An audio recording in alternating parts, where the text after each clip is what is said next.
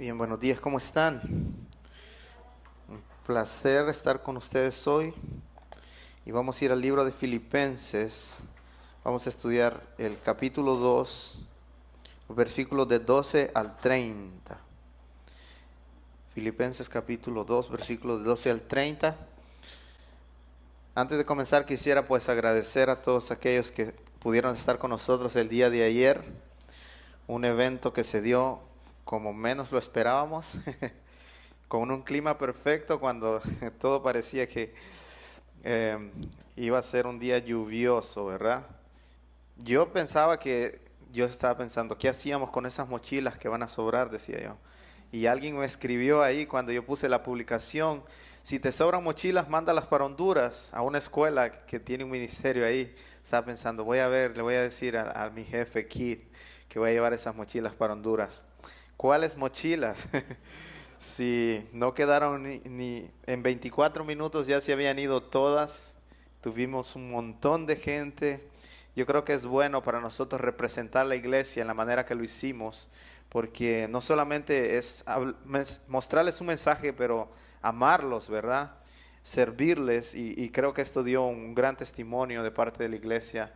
Fue bonito ver a todo el equipo trabajando juntos mientras yo estaba allá afuera haciendo algunas cosas. Ni cuenta me daba que había reunión de equipo. Entré allá al segundo piso, estaban todos ahí distribuyéndose los trabajos. Un montón de planificación para llegar a eso, gracias a Alex y a Daniel por todo lo que hicieron. Y luego gracias a ustedes también por unirse a la visión y ayudarnos a hacer eso. Realmente todo el mundo tenía distribuido cierto tipo de trabajo y yo creo que se hizo muy bueno para unas personas servir y no cansarse tanto, pero para otros también a veces toca, ¿no? Y el Alex tuvo que pasar de ahí a ser un taquero y luego que tuvo que servirle a todas las personas, pero al final todo sucedió para bien porque ahí él podía hablar un poco con la gente y fue un lindo día, así que gracias a todos por su servicio. Bueno, vamos a este pasaje y yo creo que ya he compartido con ustedes que hace unos 10 años, eh, bueno, en el 2010, ya perdí la cuenta y como estoy un poco avanzado de edad ya, pero en el 2010 yo por primera vez estudié la Biblia de manera a tiempo completo y lo que hacíamos es que estudiábamos 2 semanas y las siguientes 2 semanas íbamos y evangelizábamos afuera y a mí me dieron un solo trabajo. Ese trabajo era de instalar el sonido. Lo que nosotros hacíamos es que hacíamos giras evangelísticas y luego montábamos un escenario, hacíamos una obra teatral que mostraba el evangelio y luego hablábamos con los muchachos que se acercaban. Así que visitábamos escuelas, colegios, iglesias y en cada lugar que íbamos, ese era mi trabajo, poner el sonido, conectar los cables, hacer de que los micrófonos funcionaran. Pero yo tenía otro amigo que estaba encargado de sonido también y a él le decíamos el ingeniero, porque él tomó un rol que él decía, bueno, conéctame este cable aquí, ve y tráeme esa bocina para allá. Y yo comencé la semana con mucho gozo, pero cuando vi que yo era el único que bajaba las bocinas del carro y lo más pesado, yo comencé a frustrarme y yo decía, ¿por qué estoy haciendo esto si no me ayuda a mí? Y yo estaba frustrado y comencé luego de servir con gozo a servir con cierta amargura, ¿verdad? Con cierto resentimiento, renegando y entonces estaba frustrado, comencé a murmurar y no solamente era yo, sino que el equipo de, que ponía el escenario también comenzó a hacer lo mismo. Ellos se quejaban unos de los otros y decían, este no me ayuda tanto, debería estar ayudándome con esto. Cuando los del sonido terminan, ¿por qué no vienen y nos ayudan aquí? Y ese era realmente el rol que debíamos cumplir. Pero comenzamos, en vez de ver en qué necesidad podíamos ayudar más, comenzamos a quejarnos los unos con los otros. Y la pregunta que yo me hacía es, ¿realmente esa gira evangelística que hicimos mostró a un verdadero Jesús, a personas que realmente amaban a Jesús cuando ellos estaban sirviendo? Y yo creo que en muchas ocasiones no, porque quizás hubo gente que pensó bueno, si este es el Cristo que ellos sirven, ¿por qué están haciéndolo de esta manera? Si ese es el Cristo que les trae gozo, ¿por qué lo hacen así? Si realmente ellos nos están mostrando cerca de un amor, ¿por qué lo hacen con ese tipo de actitudes, no? Y pensaba en esto porque Pablo ahora comienza este pasaje con la palabra por tanto. Y esa palabra es la conexión, hermanos, de lo que Pablo acaba de decir acerca de Cristo y el sacrificio que Cristo hizo y la humildad que Cristo hizo y cómo Él nos sirvió. Y ahora Pablo dice, por tanto, y ahora va a hablar a los filipenses y les dice, ahora les toca a ustedes mostrar lo que Cristo, o vivir de la manera en que Cristo vivió. Entonces este pasaje que sigue es una conexión con lo que él dijo anteriormente acerca de Cristo, y ahora él pasa no solamente de dar el ejemplo acerca de lo que Cristo hizo, ahora él les va a hablar a ellos y les va a exhortar. Ahora esto es lo que ustedes tienen que estar haciendo de manera práctica. Pero Pablo no comienza de un solo diciéndoles hagan esto, sino que primero él elogia a los filipenses y les dice hay cosas que ustedes están haciendo bien, ¿verdad? Entonces vamos a leer los versículos que nos tocan hoy y vamos a comenzar con el versículo 12 del capítulo 2. Dice, así que, amados míos, tal como siempre han obedecido, no solo en mi presencia, sino ahora mucho más en mi ausencia, ocúpense en su salvación con temor y temblor. Porque Dios es quien obra en ustedes tanto el querer como el hacer para su buena intención. Hagan todas las cosas sin murmuraciones ni discusiones, para que sean irreprensibles y sencillos hijos de Dios, sin tacha en medio de una generación torcida y perversa, en medio de la cual ustedes resplandecen como luminares en el mundo, sosteniendo firmemente la palabra de vida, a fin de que yo tenga motivo para gloriarme en el día de Cristo, ya que no habré corrido en vano ni habré trabajado en vano. Pero aunque yo sea derramado como libación sobre el sacrificio y servicio de su fe, me regocijo y comparto mi gozo con ustedes. También ustedes les ruego regocíjense de la misma manera y compartan su gozo conmigo. Versículo 19, pero espero en el Señor enviar pronto a Timoteo, a fin de que yo también sea llamado al saber de la bendición de la condición de ustedes, pues a nadie más tengo del mismo sentir y que esté sinceramente interesado en el bienestar de ustedes, porque todos buscan sus propios intereses, no los de Cristo Jesús. Pero ustedes conocen los probados méritos de Timoteo, que sirvió conmigo en la propagación del evangelio como un hijo sirve a su padre. Por tanto, a este espero enviárselo inmediatamente, tan pronto vea cómo van las cosas conmigo. Y confío en el Señor que también yo mismo iré pronto. Pero creí necesario enviarles a Epafrodito, mi hermano, colaborador y compañero de lucha, quien también es un mensajero y servidor para mis necesidades, porque los extrañaba a todos, y estando angustiado porque ustedes habían oído que se había enfermado, pues en verdad estuvo enfermo a punto de morir, pero Dios tuvo misericordia de él, y no solo de él, sino también de mí, para que yo no tuviera tristeza sobre tristeza.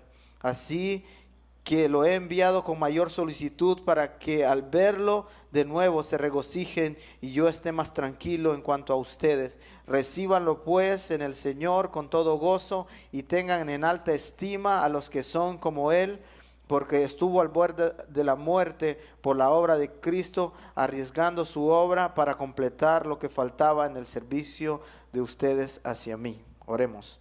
Señor, bendice tu palabra, bendice este texto, y que pueda, Señor, exhortarnos a vivir de la manera que tú viviste. Oramos en el nombre de Cristo Jesús. Amén. Así que Pablo comienza haciendo un elogio a los filipenses, ¿verdad? Este muestra el corazón pastoral de Pablo al decirles: amados míos, yo sé que ustedes siempre han obedecido, no solamente en mi presencia, sino también cuando yo no estaba con ustedes. Entonces lo primero que vemos ahí en el versículo 12 es el elogio de Pablo hacia los filipenses. Pablo nos muestra a través de estas palabras su corazón pastoral y quiere animarlos a los filipenses a que sigan haciendo el bien que ellos estaban haciendo, ¿verdad? Entonces, él les afirma, ¿verdad? Pero Pablo no solamente les elogia, sino que también luego de elogiarlos, él les exhorta. Y exhortar no es esa mala connotación que muchas veces tenemos, es un ánimo, ¿verdad? Es darles un mandato. Él les manda a trabajar la salvación que ellos han obtenido.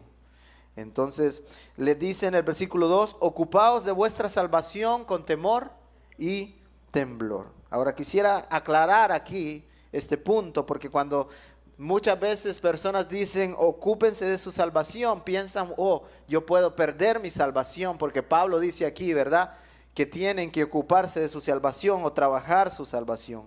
Lo que Pablo quiere decir aquí, o lo que Pablo no quiere decir aquí es trabajen para ganarse la salvación. Eso no es lo que Pablo quiere decir. Lo que Pablo quiere decir es demuestren que ustedes han sido salvos. Pongan a trabajar la salvación que ya a ustedes se les ha sido dado. Porque la salvación con vista en otros pasajes de la Biblia no es por obras, ¿verdad? Nosotros podemos ver que la justificación no es por obras, ya que por las obras de la ley ningún ser humano será justificado, dice la palabra de Dios. Efesios 2, 8 y 9 nos dice a nosotros que nosotros somos salvos por gracia, por medio de la fe. Y eso no de vosotros, dice, para que nadie se gloríe. Y luego en el versículo 10 dice, Dios creó buenas obras para que ustedes anduviesen en ellas, pero esas obras son resultado de la salvación que nosotros ya tenemos, ya que la salvación es simplemente por gracia, dice Efesios 2:8. Entonces Pablo dice, demuestren que ustedes son o que tienen verdadera salvación, ¿verdad?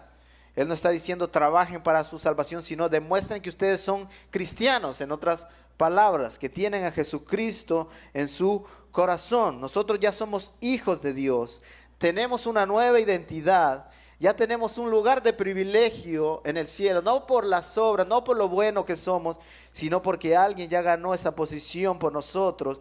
Cristo Jesús nos hizo hijos. Y eso me gusta porque no hay ninguna manera en que nosotros podamos dejar de ser hijos de nuestros padres terrenales.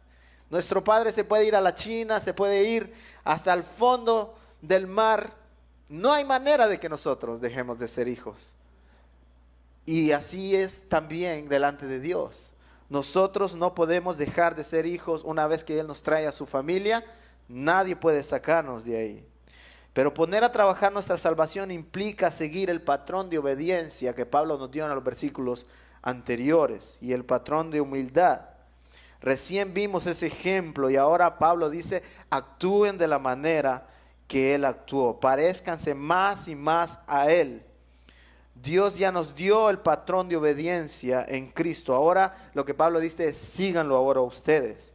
Crezcan en humildad, en santidad personal, en servicio sacrificial, crezcan en santificación.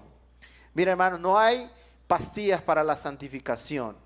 No es una fórmula que nosotros un día simplemente llegamos y ya vamos a comenzar a ser santos. Es un proceso, ¿verdad? La santificación es un paso que se toma cada día. Y el llegar hasta el final de nuestras vidas, buscando la santificación, demuestra la salvación que nosotros tenemos, ¿verdad? Trabajar para nuestra salvación implica tomar nuestra cruz cada día, entregar nuestras vidas en sacrificio por Cristo, negándonos a este mundo, a nuestra carne y a nuestros propios deseos, y reverenciando a nuestro Dios con nuestras acciones. ¿Sabe? Mucha gente dice tener temor a Dios. Y yo sé que si usted le pregunta a la gente, ¿usted teme a Dios? Ellos le van a decir, yo tengo un temor de Dios. Pero ese cierto temor, es un temor que no respeta a Dios muchas veces. Porque ellos viven como quieren diciendo, yo temo a Dios y lo respeto, ¿verdad? Pero para nosotros no es simplemente un respeto, ¿verdad? Sino que es una reverencia verdadera con la manera en que nosotros obedecemos sus mandamientos y cómo actuamos ante Él. Así que hay cientos de maneras de aplicar este texto en cuanto a cómo nosotros pudiéramos ser obedientes y ocuparnos de nuestra salvación, pero Pablo aquí nos va a dar dos maneras prácticas de cómo se ve poner a trabajar la salvación en el cristiano. Y él lo dice ahí, primeramente dice, haced todo sin murmuraciones. Y luego dice, hagan todo sin contiendas. ¿Qué significa todo? Todo es todo, ¿verdad? No solamente hagan todo sin murmuraciones en la iglesia, sino hagan todo sin murmuraciones en todo lo que hagan, en todo ámbito que ustedes se desarrollen. Entonces, miren Filipenses, quiere decir Pablo en el versículo 15. Hay una generación maligna, les dice Pablo, y perversa allá afuera. Y están observándolos a ustedes. Y ustedes son como estrellas, como una luz que brilla ahí en medio de la oscuridad de esa gente, está diciendo Pablo. Y lo que Pablo está diciendo aquí es sean irreprensibles, que el mundo no tenga de dónde agarrarlos a ustedes. Es como ustedes han visto las tazas donde bebemos café, ¿verdad? Traen una oreja ahí que puede agarrarse. Entonces, que el mundo no tenga de dónde agarrar. Que esa taza no tenga esa oreja ahí. Que el mundo no tenga de dónde agarrarse para acusarnos a nosotros. ¿Y eso cómo se logra? Haciendo todo sin murmuraciones y sin contiendas. Miren ustedes los que murmuran unos de los otros. Quiere decir Pablo, esto es lo que quiere que los filipenses piensen. ¿Qué testimonio estarán dando al mundo cuando ustedes como cristianos se viven peleando y murmurando entre sí? Eso es lo que Pablo quiere decir. ¿Qué diferencia hay entre ustedes y la sociedad que los rodea? Yo creo que en esa sociedad una de las cosas que predominaba era las peleas entre las personas. Y Pablo dice, si ustedes quieren hacer una diferencia en el mundo, hagan todo sin murmuraciones y sin pelearse. Entonces, las implicaciones de este texto, hermanos, son las siguientes. Miren, son las siguientes: de que Cristo Jesús regresó a la diestra del Padre y nos dejó a nosotros como sus representantes. Ahora, el mundo no ve a Cristo caminando por ahí, por el mundo. Ahora, la manera en que el mundo puede ver a Cristo es ver a los cristianos cómo actúan y cómo se tratan entre sí, y ver la iglesia cómo vive el evangelio. Así que, así como Cristo dijo, ustedes son la luz del mundo, ustedes son la sal del mundo, hay un mundo allá afuera que está en tinieblas, una generación perversa, dice Pablo. ¿Y qué están haciendo ellos? Observándonos a nosotros. Entonces, de esa manera es que la gente se preguntará, ¿cómo pueden estos cristianos ser capaces de comportarse de esa manera en un mundo tan difícil? ¿Cómo pueden ellos tener paz? ¿Cómo ellos no se quejan a pesar de la adversidad? ¿Cómo ellos no se quejan a pesar de la dificultad? ¿Por qué ellos no viven vidas como las de nosotros? Ahora imagínese usted, nosotros que nos llamamos ser cristianos, si invitáramos a una persona no creyente a vivir por nosotros 2 meses y observar todo lo que nosotros hacemos. Ahora, un día probablemente nos pudiera ir bien, ¿verdad? Si nos ponemos en nuestra mente, alguien nos está observando. Pero 2 meses, que alguien nos observe todo lo que nosotros hacemos. Diría esa persona, hay algo diferente. Hay algo diferente en la manera que yo he visto cómo viven todas las otras personas. Esta persona tiene algo. Yo no sé qué es, ni lo conozco, pero hay algo ahí. Yo creo que eso debería ser la manera en que el mundo nos ve. Yo no sé lo que esa persona tiene, pero hay algo diferente. Esta persona realmente tiene algo ahí. ¿Y qué es eso? Simplemente que el Espíritu Santo mora en nosotros, nos moldea, nos santifica. Y aun cuando no somos perfectos, nosotros cada día tomamos nuestra cruz y decidimos ser como Cristo. No digo que hay días malos, hay días buenos, pero la idea aquí es que cada día nosotros nos levantamos y decimos, hoy es un nuevo día para glorificar a mi Señor. Así que vemos aquí de que nosotros somos luz en este mundo. Pero Pablo no solamente les exhorta a ellos y entonces no solamente les da un mandato, ¿verdad?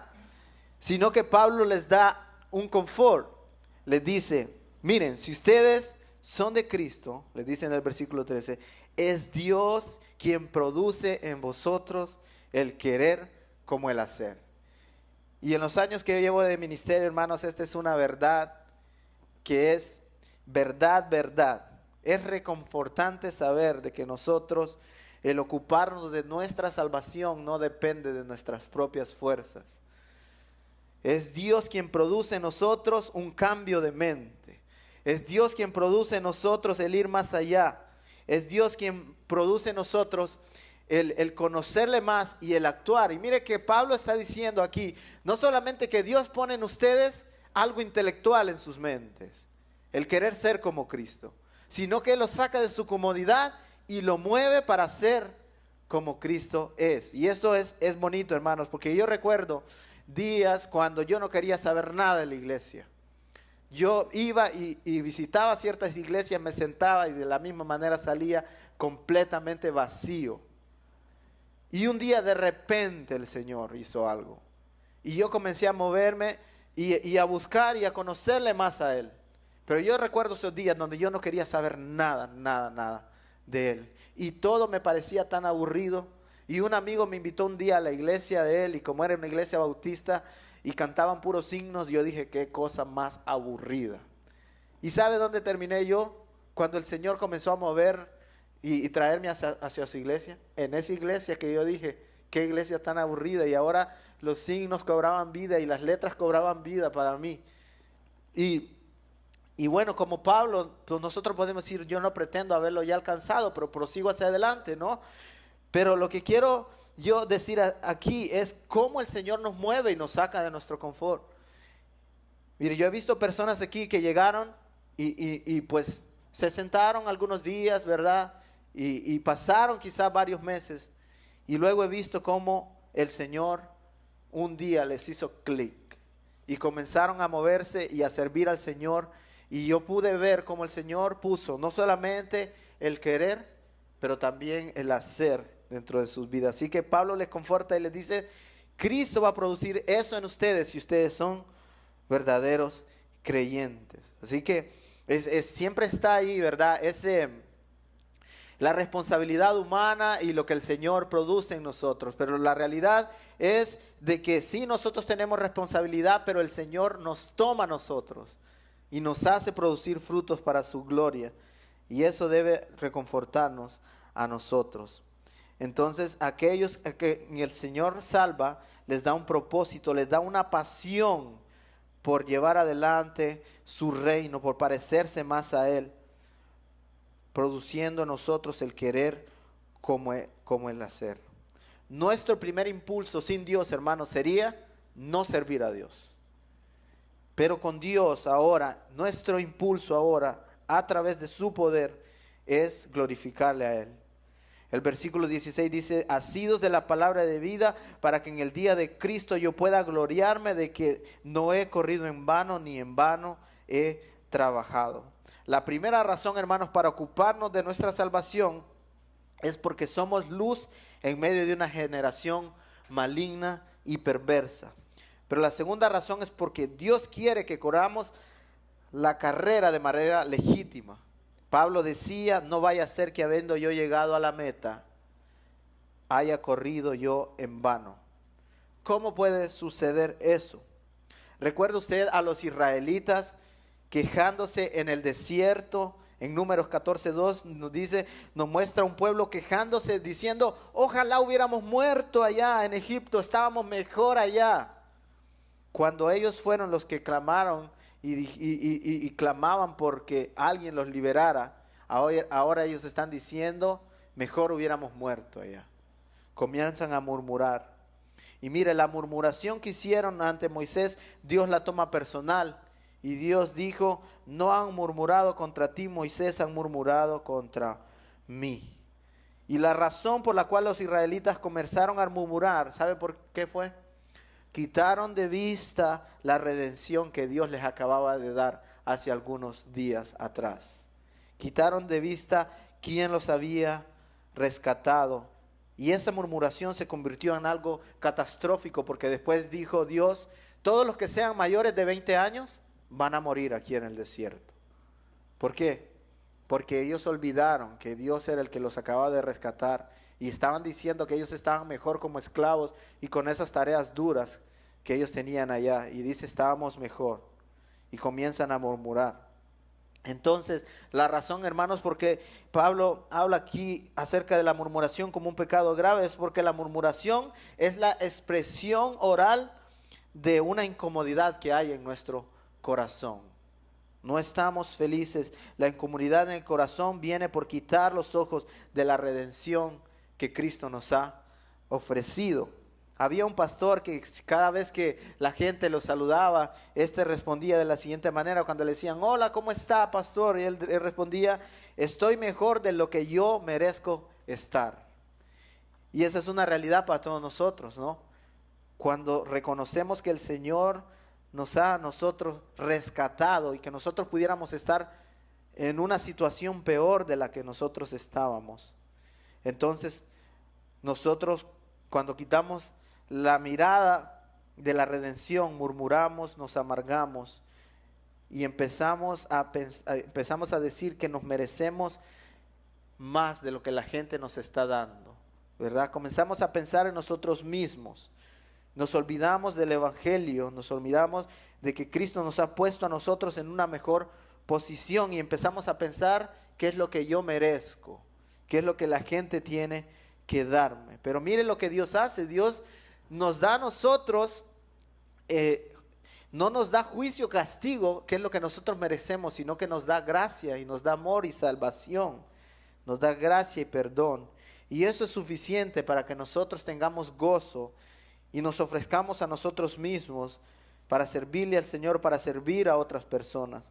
El remedio para no murmurar es poner los ojos en la obra de redención de Cristo Jesús y reconocer de que Él no nos ha dado lo que nosotros merecemos. Pablo no solamente les anima a los filipenses diciendo de que Cristo es el que da o que produce en ellos, ¿verdad?, el querer como el hacer, sino que ahora Pablo les pone dos ejemplos de lo que eso significa. Vivir vidas sacrificadas. Y Pablo va a hablar de dos ejemplos que ellos deben imitar, ¿verdad? ¿Y de quién está hablando? Pablo habla de Timoteo y de Epafrodito. Si necesita un nombre para su hijo, ahí está Epafrodito, ¿verdad? Pero Pablo dice de Timoteo: pues no hay nadie que tan sinceramente se interese tanto por ustedes. Timoteo estaba listo para ir y visitar a los filipenses. Él pensaba en ellos. Y luego mire la actitud de Timoteo, ahora él imitando a Cristo. Dice: pues muchos siguen sus propios intereses, pero conocen los méritos de Timoteo, dice en el versículo 22, de cómo hijo a padre ha servido en el Evangelio. Timoteo era una persona que sufrió también con Pablo en el segundo viaje misionero. Pablo entra ahí a una ciudad, mira a Timoteo y dice: este va a ser útil para el ministerio, me lo llevo para que aprenda conmigo en este viaje misionero. Y en Hechos capítulo 6 se dice de que Pablo se llevó a Timoteo. ¿Y qué sucedió con Pablo? Cuando se fundó la iglesia de Filipenses, ¿recuerdan? Pablo viene, evangeliza a una mujer que era rica, luego a una mujer que estaba endemoniada, y luego cuando él quita el demonio de esa mujer, lo meten a la cárcel porque los dueños de esta esclava habían perdido la ganancia, ¿verdad? Y entonces, en todo eso que había sufrido Pablo, Timoteo andaba ahí también, a la par de Pablo. Entonces, Pablo está diciendo: Timoteo es un gran ejemplo. Este es un hombre que también se da en servicio de los otros y ha sido como un hijo para mí, que ha aprendido todo lo que yo le he enseñado. Y luego Pablo dice: pero por mí, yo deseo enviarles a Timoteo, pero por mientras yo les envío a Timoteo, he decidido primero enviar a Epafrodito, en el versículo 25. Y luego Pablo dice que Epafrodito, miren cómo lo describe: Epafrodito, compañero mío de milicia. Epafrodito es un soldado, hermanos. Es alguien que lucha por el Evangelio. Es alguien que lucha por ministrar las necesidades de los demás. Y esto es lo que pasó. Pablo está preso. Los filipenses se dan cuenta de las necesidades de Pablo. Los filipenses arman una ofrenda, arman un bultito ahí para mandarle algunas cosas a Pablo. Manda a Epafrodito. Y Epafrodito en el barco se enferma. Y luego Epafrodito dice, no, yo no me regreso. De seguro alguien más iba con él y dice, yo voy a llegar hasta donde está Pablo. Yo tengo que llevar esta ofrenda hasta donde está Pablo. Y dice que mientras Epafrodito viajaba, él pensaba también en la dificultad que tenían los filipenses al saber de que él estaba enfermo en camino hacia el otro lugar. Seguramente alguien ahí, dos barcos se encontraron, Epafrodito o alguien le dice, díganle a la gente de los filipenses que Epafrodito está enfermo y que está a punto de morir, pero que no se va a regresar, va para donde Pablo. Y entonces alguien lleva la noticia a los filipenses y Epafrodito está preocupado porque los filipenses están preocupados por él, pero él decide ir hasta allá. Y luego él llega enfermo todavía donde Pablo y Pablo dice, tú no puedes quedarte aquí. Y es difícil, pero yo tengo que mandarte de vuelta a donde están los filipenses. ¿Verdad? Entonces, Epafrodito llega súper enfermo a Roma. Pablo se ve obligado a mandarlo de vuelta a Filipo. Y estas son las instrucciones que Pablo da cuando vean a Epafrodito de vuelta. Si es que la hace, ¿verdad? Porque iba súper enfermo. Pero el versículo 28 dice, al verlo, gócense con él. El 29 dice, recíbanle con gozo. Tener en alta estima a los que son como él, porque por la obra de Cristo, que dice, estuvo próximo a la muerte, exponiendo su vida para suplir lo que me faltaba. Qué manera de cuidar de otras personas, las de Epafrodito, ¿no? Dice ahí, estuvo próximo a la muerte, exponiendo su propia vida para suplir lo que a mí me faltaba. En el 2.26 dice que Epafrodito estaba angustiado por los filipenses. Esa palabra angustiado es la misma palabra que se utiliza para cuando Cristo derramó lágrimas de sangre antes de ir a la cruz, cuando dice que él estaba angustiado hasta la muerte en el huerto de Getsemaní. Él estaba preocupado por ellos. Entonces, aún en la enfermedad que tenía Epafrodito, él está preocupado por otras personas. Entonces vemos la actitud de estos dos hombres, cómo nos enseñan a nosotros a sufrir por la causa de Cristo, a servir a otros por la causa de Cristo. Y mire, algo que estos dos hombres tienen en común es que Epafrodito casi cuando ya está a punto de morir, él no se está quejando. Se imagina Epafrodito diciendo ahí, ay, si yo me hubiera quedado todo por venirle a dejar estas cosas a Pablo. Y ni son tantas cosas, mejor me hubiese quedado allá. Pero Epafrodito dice, no, estas cosas son importantes para Pablo, van a cuidar a Pablo, yo voy a llegar hasta donde esté él. Y también vemos los sufrimientos de Timoteo, pasando por las mismas dificultades que Pablo pasó en su segundo viaje misionero. Estos son hombres que la están pasando mal, pero no se están quejando de la vida ni las circunstancias que les ha tocado sufrir por el evangelio. Así que Dios, hermanos, produce el querer como el hacer en ellos. Y Dios también produce el querer como el hacer en nosotros mismos.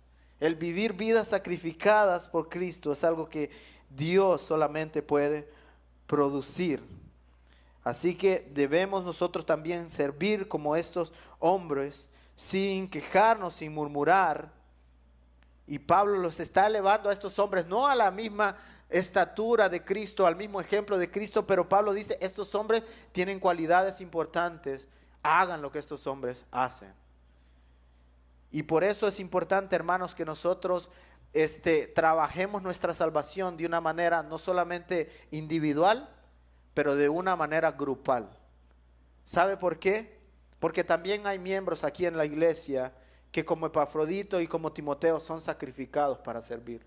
Y Dios los ha puesto aquí para que nosotros los miremos a ellos y digamos, este hombre de Dios me inspira a mí para poder servirle a él.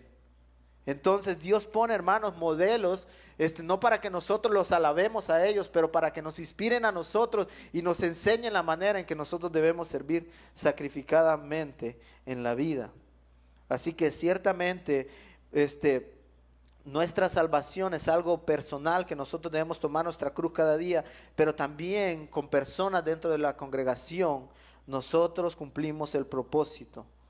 ¿Tiene usted ese tipo de amigos o ese tipo de modelos en su vida que sacrificalmente sirven a otros? ¿Tiene aquí amigos usted en la iglesia que le ayuden a crecer? Esto es muy importante. Nos parecemos más y más, dijo alguien, en la medida en que pasamos tiempo con algo. Si pasamos tiempo con algo, nos vamos pareciendo más a ese tipo de cosas con las que nosotros pasamos tiempo. Así que si pasamos tiempo con alguien que es un modelo de Cristo Jesús, eventualmente nosotros vamos a comenzar a hacer las cosas que esa persona hace. Aprenderemos a ser piadosos cuando nosotros nos llevamos con personas que son piadosos. Así que ya, hermanos, para preguntarnos a nosotros mismos, ¿estamos nosotros trabajando nuestra salvación? ¿Muestra la manera en que nosotros estamos viviendo de que realmente hay salvación en mí?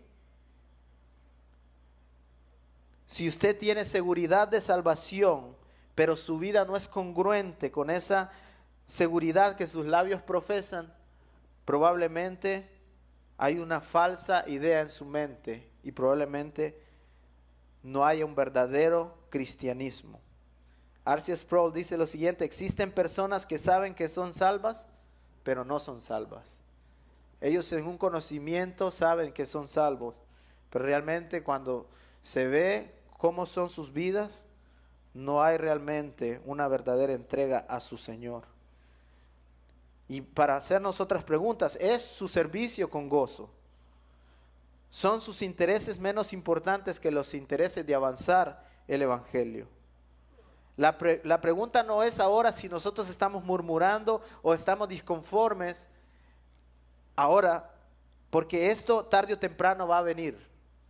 Si nos movemos para otro lugar, viene un montón de niños, viene un montón de gente, nos va a tocar servir sacrificialmente. La pregunta es, ¿hasta cuándo nos durará el gozo? Y debemos nosotros recordar este tipo de pasajes para recordarnos que tarde o temprano nosotros nos enfrentaremos a la tentación de decir, de quejarnos o de decir, ¿por qué estoy haciendo esto? ¿Por qué nadie me ayuda? ¿Por qué simplemente no me rindo o no vengo y sirvo aquí? Es demasiado, ¿verdad?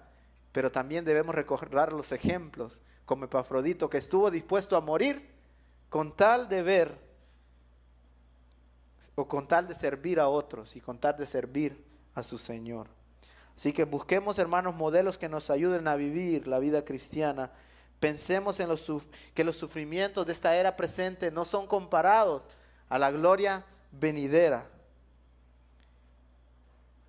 Termino con esto. Newton dijo lo siguiente: no tiene sentido que un hombre vaya a tomar posesión del estado de Nueva York y que en la carretera de donde va a ser el evento, dice, a 1 kilómetro de donde iba a ser el evento, se le arruine su carro y ahora tenga que caminar ese kilómetro para llegar a donde le van a dar la posesión de ese estado y ir todo ese kilómetro quejándose, sabiendo de que él iba ahí a recibir una bendición tan grande y recibir un puesto tan grande.